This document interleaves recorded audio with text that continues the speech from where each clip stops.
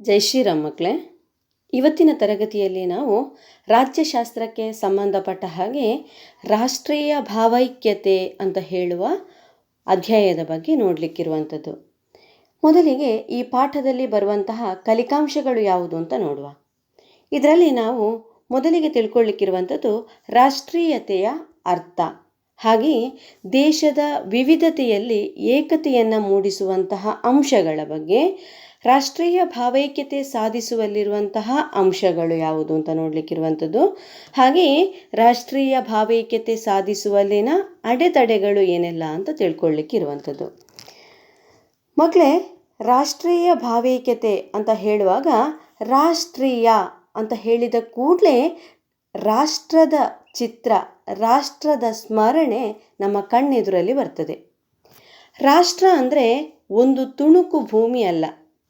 ರಾಷ್ಟ್ರ ಅಂತ ಹೇಳಿದರೆ ಒಂದು ನಿಶ್ಚಿತ ಸೀಮಿತ ಸೀಮೆಯನ್ನು ಹೊಂದಿರುವಂತಹ ಭೂಪ್ರದೇಶ, ಹಾಗೆಯೇ ಅದರಲ್ಲಿ ವಾಸಿಸುವಂತಹ ಜನಸಮೂಹ, ಎಲ್ಲವನ್ನು ಸೇರಿಸಿ ನಾವೇನು ಅಂತ ಕರಿತೇವೆ? ರಾಷ್ಟ್ರ ಅಂತ ಹೇಳಿ ಕರಿತೇವೆ. ಈ ರಾಷ್ಟ್ರ ಅಂತ ಹೇಳುವ ಪದದಿಂದಲೇ ರಾಷ್ಟ್ರೀಯತೆ ಅಂತ ಹೇಳುವಂತಹ ಪದ ಬಂದಿರುವಂಥದ್ದು. ಆಧುನಿಕ ವಿದ್ವಾಂಸರ ಅಭಿಪ್ರಾಯದಲ್ಲಿ ರಾಷ್ಟ್ರೀಯತೆಯನ್ನು ನಿರ್ಧರಿಸುವಂತಹ ಅಂಶಗಳು ಯಾವುದೆಲ್ಲ ಅಂತ ನಾವು ನೋಡುವುದಾದರೆ, ತಾವು ವಾಸಿಸುವ ನೆಲವನ್ನು ಮಾತೃಭೂಮಿ ಎಂದು ತಿಳಿಯುವಂತಹ ಜನಸಮೂಹ, ಆ ಜನಸಮೂಹದಲ್ಲಿ ಪರಸ್ಪರ ಸೋದರತೆಯ ಭಾವನೆ ಮತ್ತು ರಾಷ್ಟ್ರದ ಸುಖ ದುಃಖಗಳಲ್ಲಿ ಸಮಾನ ಭಾಗಿತ್ವ, ಇಂತಹ ಜನರನ್ನು ರಾಷ್ಟ್ರೀಯರು ಅಂತ ಹೇಳಿ ಕರಿತೇವೆ.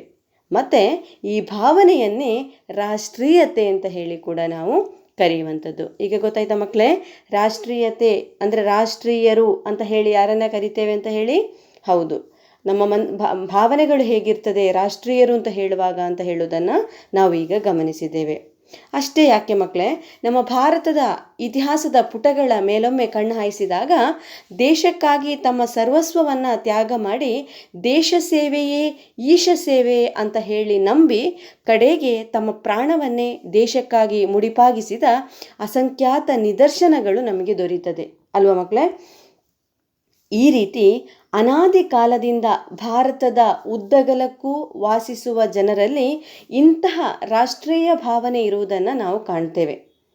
ನಮ್ಮ ದೇಶದ ಮೇಲೆ ಆದ ವಿದೇಶಿಯರ ಆಕ್ರಮಣಗಳ ವಿರುದ್ಧ ಹೋರಾಡಲಿಕ್ಕೆ ಪ್ರೇರೇಪಿಸಿದ್ದು ಇದೇ ರಾಷ್ಟ್ರೀಯ ಭಾವನೆ. ಬ್ರಿಟಿಷರ ವಿರುದ್ಧ ನಮ್ಮ ಹೋರಾಟದ ಮೂಲ ಸ್ಫೂರ್ತಿಯೇ ಈ ರಾಷ್ಟ್ರೀಯ ಭಾವನೆ ಅಂತ ನಾವು ಹೇಳ್ಬೋದು. ಹಾಗಾದರೆ ನಾವು ಮುಂದಕ್ಕೆ ನೋಡಲಿಕ್ಕಿರುವುದು ರಾಷ್ಟ್ರೀಯ ಭಾವೈಕ್ಯತೆ ಅಂತ ಹೇಳಿದರೆ ಏನು ಮಕ್ಕಳೇ? ರಾಷ್ಟ್ರೀಯ ಭಾವೈಕ್ಯತೆ ಅಂತ ಹೇಳಿದರೆ, ಹೌದು, ನಾವು ಸುಲಭದಲ್ಲಿ ಹೇಳ್ತೇವೆ, ನಾವೆಲ್ಲರೂ ಒಂದೇ. ನಾವು ಸಣ್ಣದಿಂದಲೇ ಕರಿತೇವೆ, ನಮ್ಮ ದೇಶ ಭಾರತ, ನಾವೆಲ್ಲರೂ ಭಾರತೀಯರು, ನಾವೆಲ್ಲರೂ ಒಂದು ಅಂತ ಹೇಳಿ ಕಲ್ತಿದ್ದೇವೆ ಅಲ್ವಾ? ಒಂದು ರಾಷ್ಟ್ರದ ಜನರು ನಾವೆಲ್ಲ ಒಂದೇ ಎನ್ನುವ ಭಾವನೆಯೇ ರಾಷ್ಟ್ರೀಯ ಭಾವೈಕ್ಯತೆ. ಏನು ರಾಷ್ಟ್ರೀಯ ಭಾವೈಕ್ಯತೆ ಹೇಳಿದರೆ? ಒಂದು ರಾಷ್ಟ್ರದ ಜನರು ನಾವೆಲ್ಲ ಒಂದೇ ಎನ್ನುವ ಭಾವನೆಯೇ ರಾಷ್ಟ್ರೀಯ ಭಾವೈಕ್ಯ. ಏನಿದರ ಅರ್ಥ ಈ ರಾಷ್ಟ್ರೀಯ ಭಾವೈಕ್ಯತೆಯದು? ಹೌದು, ನಮ್ಮ ದೇಶದಲ್ಲಿ ವಿವಿಧ ಜಾತಿಯ ಜನರಿದ್ದೇವೆ, ವಿವಿಧ ಧರ್ಮ ಮತಗಳನ್ನು ಆಚರಿಸುವಂತಹ ಜನರಿದ್ದೇವೆ, ವಿವಿಧ ಪ್ರಾದೇಶಿಕತೆ ಮತ್ತು ವಿವಿಧ ಭಾಷೆಗಳನ್ನು ಮಾತನಾಡುವ ಜನರು ನಾವೆಲ್ಲ ಒಂದೇ ಎಂದು ಗುರುತಿಸಿಕೊಳ್ಳುವಂಥದ್ದು. ಈ ರೀತಿಯ ಐಕ್ಯತೆಯು ಶಕ್ತಿಯುತವಾದ ರಾಷ್ಟ್ರವನ್ನು ನಿರ್ಮಿಸಲಿಕ್ಕೆ ನಮಗೆ ಅಗತ್ಯವಾಗಿ ಬೇಕಾಗಿರುವಂಥದ್ದು. ಇನ್ನು ನಮ್ಮ ಭಾರತ ದೇಶ ಹೇಗುಂಟು ಅಂತ ನಮ್ಗೆ ಗೊತ್ತುಂಟು. ವಿಶಾಲವಾದ ರಾಷ್ಟ್ರ ಅಲ್ವಾ? ಪ್ರಪಂಚದ ಜನಸಂಖ್ಯೆಯಲ್ಲಿ ನೋಡಿದರೆ ಭಾರತ ಎಷ್ಟನೇ ಸ್ಥಾನದಲ್ಲಿದೆ ಮಕ್ಕಳೇ? ಹೌದು, 2ನೇ ಸ್ಥಾನ ಅಲ್ವಾ? ಈ 2ನೇ ಸ್ಥಾನವನ್ನು ಪಡ್ಕೊಂಡಿರುವಂತಹ ಭಾರತದಲ್ಲಿ ಸುಮಾರು 1652 ಭಾಷೆಗಳು ಮತ್ತು ಉಪಭಾಷೆಗಳನ್ನು ಮಾತನಾಡುವ ಜನರಿದ್ದಾರೆ. ಈ 1652 ಭಾಷೆಗಳಲ್ಲಿ 22 ಭಾಷೆಗಳು ಅಧಿಕೃತ ಭಾಷೆಗಳು ಅಂತ ಹೇಳಿ ನಮ್ಮ ಸಂವಿಧಾನದಲ್ಲಿ ಅಂಗೀಕರಿಸಲ್ಪಟ್ಟಿದೆ. ಅಷ್ಟೇ ಅಲ್ಲ, ನಮ್ಮ ದೇಶದಲ್ಲಿ ಹಲವಾರು ಧರ್ಮ ಮತ್ತು ಮತಗಳು ಆಚರಣೆಯಲ್ಲಿರುವುದು ನಾವು ಕಾಣಬಹುದು. ಹಿಂದೂ ಧರ್ಮ ಇರ್ಬೋದು, ಅದರ ಹಾಗೆ ಉಳಿದಂತಹ ಮತಗಳು ಇಸ್ಲಾಂ, ಕ್ರೈಸ್ತ, ಬೌದ್ಧ, ಜೈನ, ಸಿಖ್, ಪಾರ್ಸಿ ಇದೆಲ್ಲ ಆಚರಣೆಯಲ್ಲಿರೋದು ನಾವು ಕಾಣ್ತಾ ಇದ್ದೇವೆ ಅಲ್ವಾ. ಅದೇ ರೀತಿ ವಿವಿಧ ಉಡುಗೆ, ಆಹಾರ ಪದ್ಧತಿ ಮತ್ತು ಸಾಮಾಜಿಕ ವ್ಯವಸ್ಥೆಗಳು ಇದ್ದರೂ ಕೂಡ ನಾವೆಲ್ಲರೂ ಒಂದೇ ಅಂತ ಹೇಳುವ ಭಾವನೆಯನ್ನು ನಾವೆಲ್ಲ ಹೊಂದಿದವರಾಗಿದ್ದೇವೆ ಅಲ್ವಾ. ಭೌಗೋಳಿಕವಾಗಿ, ಐತಿಹಾಸಿಕವಾಗಿ ವೈವಿಧ್ಯತೆಯಿಂದ ಕೂಡಿದ್ರೂ ಕೂಡ ರಾಜಕೀಯವಾಗಿ ಒಗ್ಗಟ್ಟಾಗಿ ಪ್ರತಿ ಭಾಗವೂ ಕೂಡ ಒಂದೇ ಸಂವಿಧಾನದ ಅಡಿಯಲ್ಲಿ ನಿರ್ದೇಶಿಸಲ್ಪಟ್ಟು ಅದನ್ನು ನಿಯಂತ್ರಿಸಲ್ಪಡ್ತಾ ಉಂಟು ಅಂತ ಹೇಳೋದು ನಮ್ಗೆ ಗೊತ್ತುಂಟು ಅಲ್ವಾ. ಅಷ್ಟೇ ಅಲ್ಲ, ನಮ್ಮ ಭಾರತವನ್ನು ಏನು ಅಂತ ಕರಿತೇವೆ ನಾವು? ವೈವಿಧ್ಯತೆಯಲ್ಲಿ ಏಕತೆಯನ್ನು ಹೊಂದಿರುವಂತಹ ದೇಶ ಅಂತ ಹೇಳಿ ಕರಿತೇವೆ ಅಲ್ವಾ. ಯಾಕೆ? ವಿವಿಧತೆ ಭಾರತದ ಒಂದು ಶಕ್ತಿ ಅಂತ ಹೇಳ್ಬೋದು. ಅದನ್ನು ನಾವು ವಿಶ್ವದ ಎಲ್ಲ ಕಡೆಯೂ ಕೂಡ ಕಾಣಬಹುದು. ಭಾರತ ತನ್ನ ಅನೇಕ ವೈವಿಧ್ಯತೆಗಳ ನಡುವೆಯೂ ಐಕ್ಯತೆಯ ಮೂಲ ಬುನಾದಿಯನ್ನು ಹೊಂದಿದೆ ಅಲ್ವಾ. ಭೌಗೋಳಿಕವಾಗಿ ಇರ್ಬೋದು, ಸಾಮಾಜಿಕ, ಭಾಷೆ, ಸಂಪ್ರದಾಯ, ರಾಜಕೀಯ, ಧಾರ್ಮಿಕ, ಜನಾಂಗೀಯ ಅಥವಾ ಸಂಸ್ಕೃತಿಗಳ ನಡುವೆ ಅನೇಕ ವೈವಿಧ್ಯತೆ ಹೊಂದಿದ್ರೂ ಕೂಡ ಹಿಮಾಲಯದಿಂದ ಕನ್ಯಾಕುಮಾರಿಯವರೆಗೆ ಭಾರತೀಯರ, ನಮ್ಮ ಹಿಮಾಲಯಲ್ಲಿ ಬರ್ತದೆ ಗೊತ್ತು ನಮಗೆ ಅಲ್ವಾ, ಕನ್ಯಾಕುಮಾರಿ ಕೆಳಗೆ ಅಲ್ಲಿ ತನಕ ನಾವು ನೋಡಿದರೂ ಭಾರತೀಯರ ಜೀವನದ ವಿಧಾನದಲ್ಲಿ ಏಕತೆಯ ಅಂಶಗಳನ್ನು ನಾವು ಕಾಣಬಹುದು.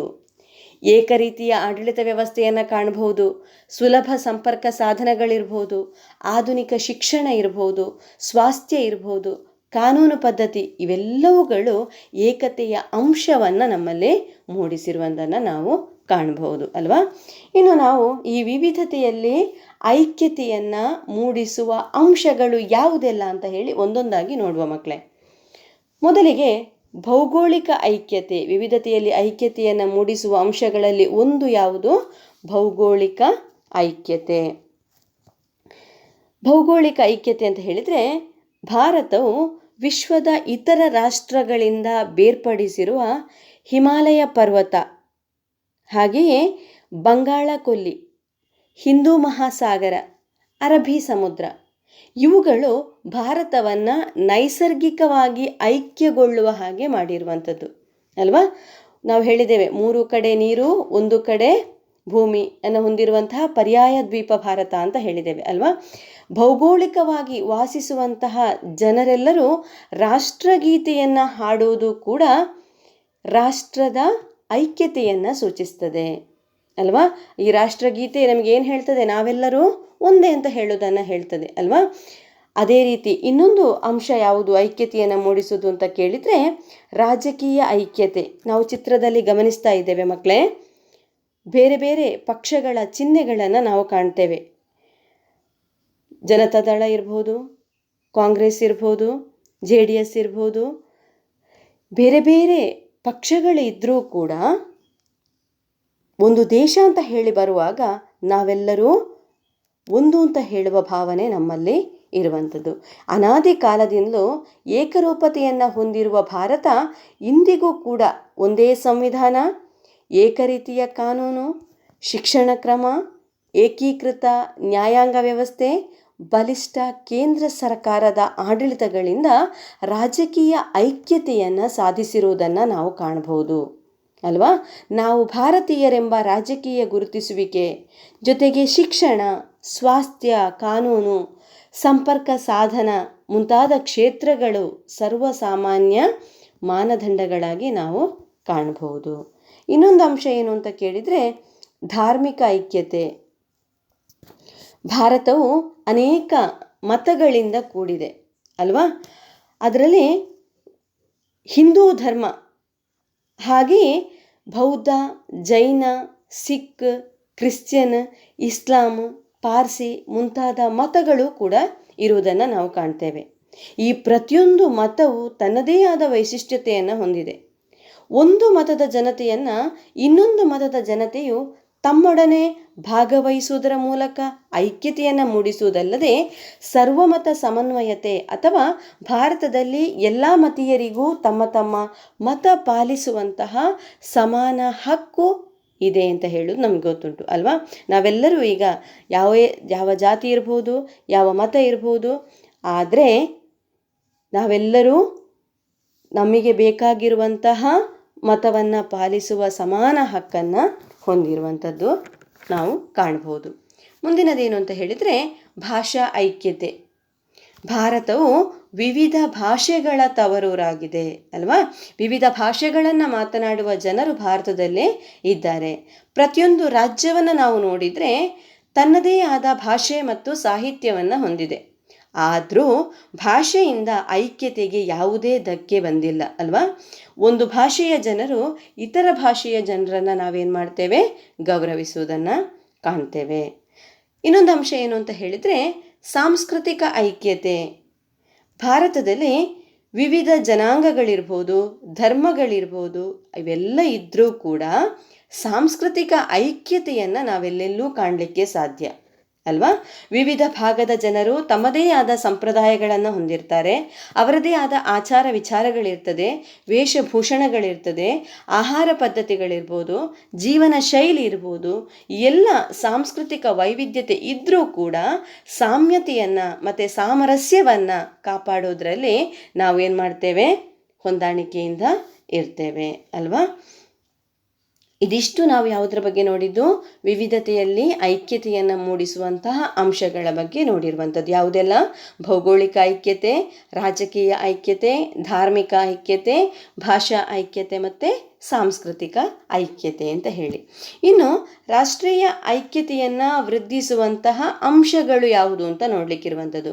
ಈ ರಾಷ್ಟ್ರೀಯ ಐಕ್ಯತೆಯನ್ನು ಪ್ರೋತ್ಸಾಹಿಸುವಂತಹ ಅಂಶಗಳು ಯಾವುದು?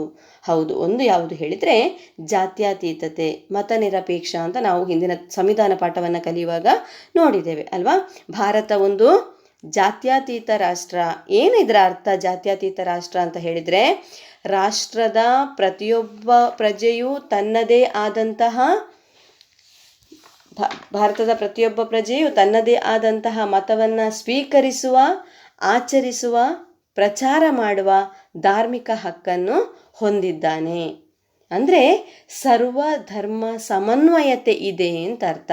ಆದುದರಿಂದಲೇ ಇದು ರಾಷ್ಟ್ರದ ಐಕ್ಯತೆಯನ್ನು ಪ್ರೋತ್ಸಾಹಿಸ್ತದೆ. ಯಾವುದು? ಜಾತ್ಯತೀತತೆ. ಎರಡನೇದು ಏನು ಅಂತ ಹೇಳಿದರೆ ಪ್ರಜಾಪ್ರಭುತ್ವ. ಕೇಳಿದ್ದೇವೆ ನಾವು, ನಮ್ಮ ಭಾರತ ಪ್ರಜಾಪ್ರಭುತ್ವ ರಾಷ್ಟ್ರ ಅಂತ ಅಲ್ವಾ. ಎಲ್ಲ ಪೌರರು ದೇಶದ ಕಾನೂನಿನ ಅಡಿಯಲ್ಲಿ ಸಮಾನರಾಗಿರ್ತಾರೆ. ಅಷ್ಟೇ ಅಲ್ಲ, ನಮ್ಮ ಮೂಲಭೂತ ಹಕ್ಕುಗಳು ಏನುಂಟೋ, ರಾಜ್ಯ ನಿರ್ದೇಶಕ ತತ್ವಗಳು ಏನುಂಟೋ, ಈ ಎಲ್ಲ ಇದರಲ್ಲಿ ರಾಜ್ಯದ ಎಲ್ಲ ಪೌರರು ಕೂಡ ಒಂದೇ ಅಂತ ಹೇಳಿ ಪರಿಗಣಿಸಲ್ಪಟ್ಟಿರುವುದನ್ನು ನಾವು ಕಾಣ್ತೇವೆ. ಸಮಾನವಾಗಿ ಜೀವನ ನಿರ್ವಹಿಸಲಿಕ್ಕೆ ಅವಕಾಶವನ್ನು ಕೊಟ್ಟಿದೆ ಇದರಲ್ಲಿ. ಭಾಷೆ, ಸಂಸ್ಕೃತಿ, ಪ್ರದೇಶ ಮುಂತಾದ ಯಾವುದೇ ಅಂಶಗಳ ಆಧಾರದ ಮೇಲೆ ತಾರತಮ್ಯವನ್ನು ಮಾಡದೆ ಎಲ್ಲರೂ ಒಂದೇ ಅಂತ ಹೇಳುವುದನ್ನು ಇದು ಪ್ರತಿಪಾದಿಸ್ತದೆ. ಅಷ್ಟೇ ಅಲ್ಲ, ಭಾರತ ಒಂದು ಐಕ್ಯ ರಾಷ್ಟ್ರವಾಗಿ ಬೆಳೀಲಿಕ್ಕೆ ಈ ಪ್ರಜಾಪ್ರಭುತ್ವ ಪ್ರೋತ್ಸಾಹವನ್ನು ಕೊಡ್ತದೆ. ಮುಂದಿನದೇನು ಹೇಳಿದರೆ ರಾಷ್ಟ್ರೀಯ ಹಬ್ಬಗಳು. ರಾಷ್ಟ್ರೀಯ ಹಬ್ಬಗಳು ಅಂತ ಹೇಳಿದ ಕೂಡಲೇ ನಮ್ಮ ಕಣ್ಣೆದುರಿಗೆ ಬರ್ತದೆ ಯಾವುದು? ಆಗಸ್ಟ್ 15 ಸ್ವಾತಂತ್ರ್ಯ ದಿನಾಚರಣೆ ಅಲ್ವಾ. ಜನವರಿ 26 ಗಣರಾಜ್ಯೋತ್ಸವ, ಅಕ್ಟೋಬರ್ 2 ಗಾಂಧಿ ಜಯಂತಿ ಅಲ್ವಾ. ಎಲ್ಲವೂ ಭಾರತೀಯರನ್ನು ಒಂದುಗೂಡಿಸುವಲ್ಲಿ ಪ್ರಮುಖ ಪಾತ್ರವನ್ನು ವಹಿಸ್ತದೆ. ಈ ಹಬ್ಬಗಳನ್ನು ಎಲ್ಲ ಭಾರತೀಯ ಪೌರರು ಪ್ರತಿಯೊಂದು ಭಾಗದಲ್ಲೂ ಆಚರಿಸ್ತಾರೆ. ಇಲ್ಲಿ ಯಾವುದೇ ಭಾಷೆ ಅಡ್ಡಿ ಬರುವುದಿಲ್ಲ, ಯಾವುದೇ ಸಂಸ್ಕೃತಿಗಳು ಅಡ್ಡಿ ಬರುವುದಿಲ್ಲ. ಈ ಭಾಷೆ ಸಂಸ್ಕೃತಿಯನ್ನು ಗಣನೆಗೆ ತೆಗೆದುಕೊಳ್ಳದೆ ಆಚರಿಸುವುದರಿಂದ ನಮ್ಮ ಹಬ್ಬಗಳು ನಮ್ಮ ಏಕ ರಾಷ್ಟ್ರೀಯತೆಯನ್ನು ವೃದ್ಧಿಸ್ತದೆ. ಮುಂದಿನದೇನು ಹೇಳಿದರೆ ನಮ್ಮ ರಾಷ್ಟ್ರೀಯ ಲಾಂಛನಗಳು. ರಾಷ್ಟ್ರೀಯ ಲಾಂಛನ ಅಂತ ಹೇಳುವಾಗ ನಮ್ಮ ಕಣ್ಣೆದುರಿಗೆ ಬರ್ತದೆ ಯಾವುದೆಲ್ಲ? ಹೌದು, ನಮ್ಮ ರಾಷ್ಟ್ರ ಧ್ವಜ ಇರ್ಬೋದು, ನಮ್ಮ ರಾಷ್ಟ್ರೀಯ ಪ್ರಾಣಿ ಇರ್ಬೋದು, ಅದೇ ರೀತಿ ನಮ್ಮ ರಾಷ್ಟ್ರ ಲಾಂಛನ ಇರ್ಬೋದು, ರಾಷ್ಟ್ರಗೀತೆ ಇರ್ಬೋದು, ರಾಷ್ಟ್ರೀಯ ಪಕ್ಷಿ ಇರ್ಬೋದು, ಅದೇ ರೀತಿ ರಾಷ್ಟ್ರೀಯ ಹೂ ಇರ್ಬೋದು. ಇದೆಲ್ಲವೂ ಸಹ ನಾವೆಲ್ಲ ಒಂದು ಎಂದು ಗುರುತಿಸಿಕೊಳ್ಳಲಿಕ್ಕೆ ಸಹಾಯಕ ಆಗಿದೆ. ಈ ಅಂಶವು ಸಹ ಈ ಆಚರಣೆಯ ಸಂದರ್ಭದಲ್ಲಿ ಆಗಲಿ ಅಥವಾ ವಿಪತ್ತಿನ ಸಂದರ್ಭದಲ್ಲಾಗಲಿ ನಾವೆಲ್ಲ ಒಂದು ಎಂದು ಒಗ್ಗೂಡಿಸುವ ಆರೋಗ್ಯಕರ ಅಂಶವಾಗಿದೆ. ಮುಂದೆ ನಾವು ನೋಡಲಿಕ್ಕಿರುವಂಥದ್ದು ಪರಸ್ಪರ ಅನ್ಯೋನ್ಯತೆ. ಎಲ್ಲೇ ಕೇಂದ್ರದಲ್ಲಿ ಕೇಂದ್ರ ಸರ್ಕಾರ ಆಡಳಿತ ನಡೆಸ್ತಾ ಇರ್ತದೆ, ರಾಜ್ಯದಲ್ಲಿ ರಾಜ್ಯ ಸರ್ಕಾರಗಳು ಆಡಳಿತ ನಡೆಸ್ತಾ ಇರ್ತದೆ ಅಲ್ವಾ. ಈ ಎರಡೂ ಸರ್ಕಾರಗಳು, ಕೇಂದ್ರ ಮತ್ತು ರಾಜ್ಯ ಸರ್ಕಾರಗಳು ಸಾಮಾನ್ಯ ಧ್ಯೇಯೋದ್ದೇಶಗಳ ಮೂಲಕ ಕಾರ್ಯಸಾಧನೆಯನ್ನು ಮಾಡ್ತಾ ಇರ್ತದೆ. ರಾಷ್ಟ್ರದ ಪ್ರತಿಯೊಂದು ಭಾಗವು ಇನ್ನೊಂದು ಭಾಗದ ಮೇಲೆ ಅವಲಂಬಿತವಾಗಿರುತ್ತದೆ ಅಲ್ವಾ. ಯಾಕೆ ಹೇಳಿದರೆ ಆಯಾ ಭಾಗದ ಉತ್ಪಾದನೆಗಳು ಆರ್ಥಿಕ ಬೆಳವಣಿಗೆಯನ್ನು ಒಳಗೊಂಡಿರ್ತದೆ. ಉದಾಹರಣೆಗೆ ಹೇಳಬೇಕು ಅಂತಾದರೆ ಪಂಜಾಬ್ನಲ್ಲಿ ಗೋಧಿಯನ್ನು ಬೆಳೀತಾರೆ, ಆದರೆ ಅದು ಹೆಚ್ಚು ಮಾರಾಟ ಆಗೋದು ತಮಿಳುನಾಡಿನಲ್ಲಿ. ಗುಜರಾತಿನಲ್ಲಿ ಹತ್ತಿಯನ್ನು ಬೆಳೀತಾರೆ, ಆದರೆ ಹೆಚ್ಚು ಮಾರಾಟ ಆಗೋದು ಬಿಹಾರ್ನಲ್ಲಿ. ಆದ್ದರಿಂದ ಯಾವುದೇ ಭಾಗವು ಇತರೆ ಭಾಗದ ಮೇಲೆ ಅವಲಂಬಿಸಲೇಬೇಕಾಗ್ತದೆ. ಯಾವುದು ಸಂಪೂರ್ಣವಾಗಿ ಸ್ವಾವಲಂಬಿ ಅಂತ ಆಗಲಿಕ್ಕೆ ಸಾಧ್ಯ ಇಲ್ಲ. ಈ ಅಂಶ ಕೂಡ ನಾವೆಲ್ಲ ಒಂದೇ ರಾಷ್ಟ್ರದವರು ಅಂತ ಹೇಳುವುದನ್ನು ಸೂಚಿಸ್ತದೆ. ಆಗ ನಾವು ಆ ರಾಜ್ಯ ಈ ರಾಜ್ಯ ಅಂತ ನೋಡೋದಿಲ್ಲ, ಬದಲಾಗಿ ನಾವು ಭಾರತೀಯರು ಅಂತ ಹೇಳೋದ್ರ ಅಂಶವನ್ನು ನಮ್ಮ ಮನಸ್ಸಲ್ಲಿ ಮೂಡಿಸ್ತದೆ. ಇದಲ್ಲದೆ ಇತರ ಅಂಶಗಳಾದ ಸಂಪರ್ಕ ವಿಧಾನ ಇರ್ಬೋದು, ಸಮೂಹ ಮಾಧ್ಯಮಗಳಿರ್ಬೋದು, ನೈಸರ್ಗಿಕ ಅಂಶಗಳಿರ್ಬೋದು, ವಿವಿಧ ಸಂಸ್ಕೃತಿ ಮುಂತಾದವುಗಳು ಇಡೀ ರಾಷ್ಟ್ರದ ಜನತೆ ಒಂದೇ ಎಂಬ ಐಕ್ಯತೆಯನ್ನು ಬಿಂಬಿಸ್ತದೆ. ಇದಿಷ್ಟು ರಾಷ್ಟ್ರೀಯ ಐಕ್ಯತೆಯನ್ನು ವೃದ್ಧಿಸುವಂತಹ ಅಂಶಗಳು. ಯಾವುದೆಲ್ಲ ಹೇಳಿರುವಂಥದ್ದು ನಾವೀಗ? ಜಾತ್ಯತೀತತೆ, ಪ್ರಜಾಪ್ರಭುತ್ವ, ರಾಷ್ಟ್ರೀಯ ಹಬ್ಬಗಳು, ನಮ್ಮ ರಾಷ್ಟ್ರೀಯ ಲಾಂಛನಗಳ ಬಗ್ಗೆ ಹೇಳಿರುವಂಥದ್ದು, ಪರಸ್ಪರ ಅನ್ಯೋನ್ಯತೆಯ ಬಗ್ಗೆ ಹೇಳಿರುವಂಥದ್ದು ಅಲ್ವಾ. ಮುಂದೆ ನಾವು ನೋಡಲಿಕ್ಕಿರುವಂಥದ್ದು ರಾಷ್ಟ್ರೀಯ ಐಕ್ಯತೆಗೆ ಇರುವಂತಹ ಅಡೆತಡೆಗಳು ಯಾವುದು?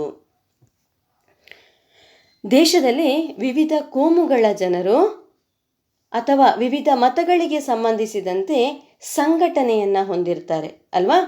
ತಮ್ಮ ತಮ್ಮ ಕೋಮುಗಳನ್ನು ಸಂಘಟಿಸುವುದು ಮತ್ತು ಆ ಕೋಮುಗಳಿಗೆ ಸಂಬಂಧಿಸಿದಂತಹ ಅಂಶಗಳನ್ನು ತೀವ್ರವಾಗಿ ಪ್ರತಿಪಾದಿಸ್ತಾ ಇರೋದನ್ನು ಏನಾಗ್ತದೆ ಕಾಣ್ತೇವೆ ನಾವು ಅಲ್ವಾ. ಇದರಿಂದ ರಾಷ್ಟ್ರೀಯ ಸಮಗ್ರತೆಯನ್ನು ಒಡೆಯುವ ಪ್ರಯತ್ನ ಆಗ್ತದೆ.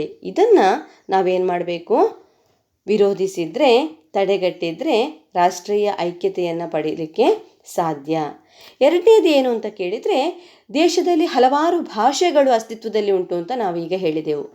ಈ ರೀತಿ ಇರುವುದರಿಂದ ಅಂಥ ಪ್ರಾದೇಶಿಕ ಭಾಷಾಭಿಮಾನ ಬೆಳೀತಾ ಇರೋದು ಕೂಡ ರಾಷ್ಟ್ರೀಯ ಐಕ್ಯತೆಗೆ ಒಂದು ಕಾರಣ. ಮೂರನೇದು ಏನು ಕೇಳಿದರೆ, ನಮ್ಮ ದೇಶದಲ್ಲಿ ಹಲವಾರು ಜಾತಿಗಳು ಉಂಟು ಅಲ್ವಾ. ಆ ಜಾತಿಗಳಿಗೆ ಅವರದೇ ಆದಂತಹ ಜಾತಿ ಸಂಘಟನೆಗಳನ್ನು ರೂಪಿಸಿಕೊಂಡಿರುವುದನ್ನು ಕಾಣಬಹುದು.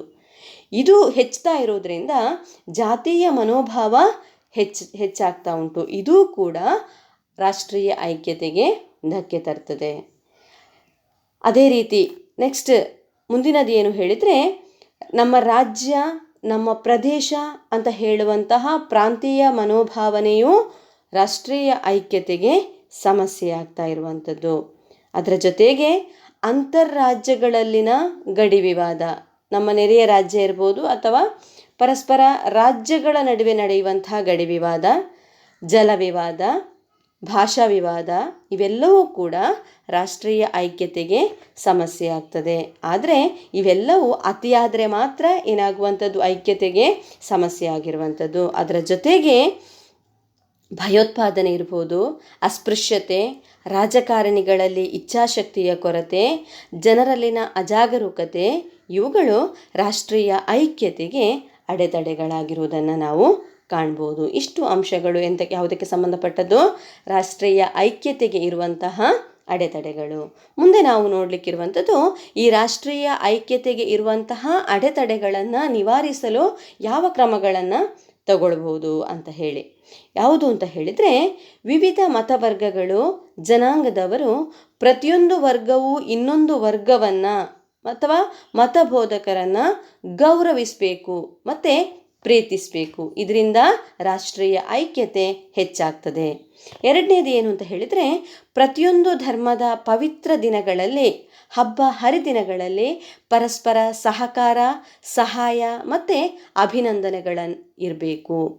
ಮೂರನೇದೇನು ಹೇಳಿದರೆ, ಯಾವುದೇ ಒಂದು ಮತೀಯ ಗುಂಪು ಇತರೆ ಮತದ ಗುಂಪಿನ ಬಗ್ಗೆ ಉದಾಸೀನತೆ ಹೊಂದಿರಬಾರ್ದು. ನಾಲ್ಕನೇದೇನು ಹೇಳಿದರೆ, ವೃತ್ತಿ ಶಿಕ್ಷಣವನ್ನು ಹೆಚ್ಚು ಕೊಡಬೇಕು. ಆ ಮೂಲಕ ಜನರನ್ನು ಏನು ಮಾಡಬೇಕು? ನಾವು ಹೆಚ್ಚು ವೃತ್ತಿಗಳಲ್ಲಿ ತೊಡಗಿಕೊಳ್ಳುವಂತೆ ಪ್ರೇರೇಪಿಸಬೇಕು.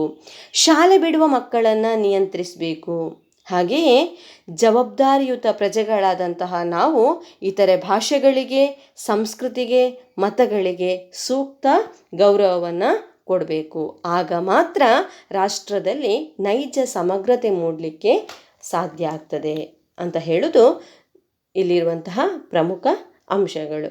ಇದಿಷ್ಟು ನಾವು ಇವತ್ತಿನ ತರಗತಿಯಲ್ಲಿ ಗಮನಿಸಿರುವಂಥದ್ದು.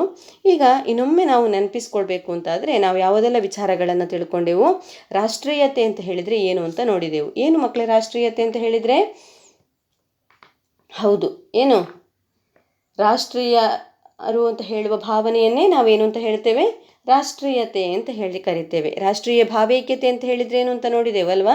ಏನು ಒಂದು ರಾಷ್ಟ್ರದ ಜನರು ನಾವೆಲ್ಲ ಒಂದೇ ಅಂತ ಹೇಳುವಂತಹ ಮನೋಭಾವನೆಯೇ ರಾಷ್ಟ್ರೀಯ ಭಾವೈಕ್ಯತೆ. ಹಾಗೆ ವಿವಿಧತೆಯಲ್ಲಿ ಐಕ್ಯತೆಯನ್ನು ಮೂಡಿಸುವ ಅಂಶಗಳ ಬಗ್ಗೆ ನಾವು ತಿಳ್ಕೊಂಡೆವು. ರಾಷ್ಟ್ರೀಯ ಐಕ್ಯತೆಯನ್ನು ವೃದ್ಧಿಸುವಂತಹ ಅಂಶಗಳು ಯಾವುದು ಅಂತ ನೋಡಿರುವಂಥದ್ದು. ರಾಷ್ಟ್ರೀಯ ಐಕ್ಯತೆಗೆ ಇರುವಂತಹ ಅಡೆತಡೆಗಳೇನು ಅಂತ ನೋಡಿರುವಂಥದ್ದು ಅಲ್ವಾ? ಇನ್ನು ಚಟುವಟಿಕೆಯನ್ನು ಗಮನಿಸಿ ಮಕ್ಕಳೇ. ಕೆಲವೊಂದು ಪ್ರಶ್ನೆಗಳನ್ನು ಕೊಟ್ಟಿರುವಂಥದ್ದು.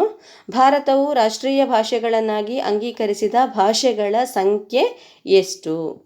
ನಮ್ಮ ರಾಷ್ಟ್ರಗೀತೆ ಯಾವುದು? ವೈವಿಧ್ಯತೆಯಲ್ಲಿ ಏಕತೆಯನ್ನು ಮೂಡಿಸುವ ಅಂಶಗಳು ಯಾವುವು? ರಾಷ್ಟ್ರೀಯ ಐಕ್ಯತೆಗೆ ಇರುವ ಅಡೆತಡೆಗಳನ್ನು ನಿವಾರಿಸಲಿಕ್ಕೆ ನಿಮ್ಮ ಸಲಹೆಗಳು ಏನು? ಇದಿಷ್ಟು ಚಟುವಟಿಕೆ. ಇಲ್ಲಿಗೆ ಈ ಪಾಠ ಮುಗೀತದೆ. ಧನ್ಯವಾದ.